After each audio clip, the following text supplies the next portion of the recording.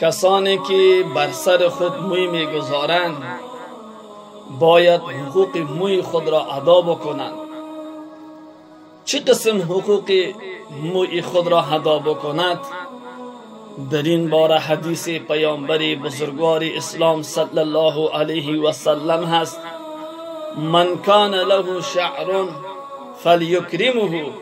هر کسی که موی سر میگذارد باید او را همیشه صاف و پاک و پاکیزه بسازد، اکرام از او را بکند، حقوق از او را انجام بدهد، یعنی همیشه او را بشوید و روغن چرب کند و به طریقه رسول معظم اسلام باید موی خود را بگذارد، موی خود را بلند بالا شانه بکند و ما بین موی خود را یک قسم خط کش بکند، این طرف و آن طرف.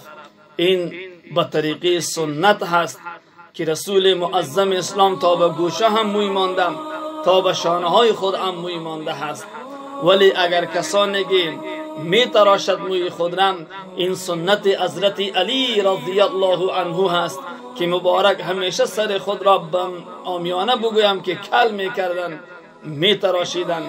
بناهن کسانی که سر خود را می تراشند این مستحب هست، فضیلت دارد.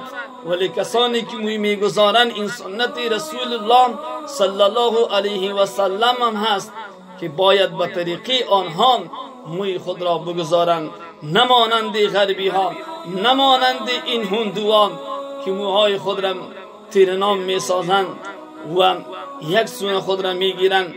بعضی ها فرانسوی میمانند که خداوند اینها را هدایت بدن و به طریقه رسول معظم اسلام موی خود را بگذارند.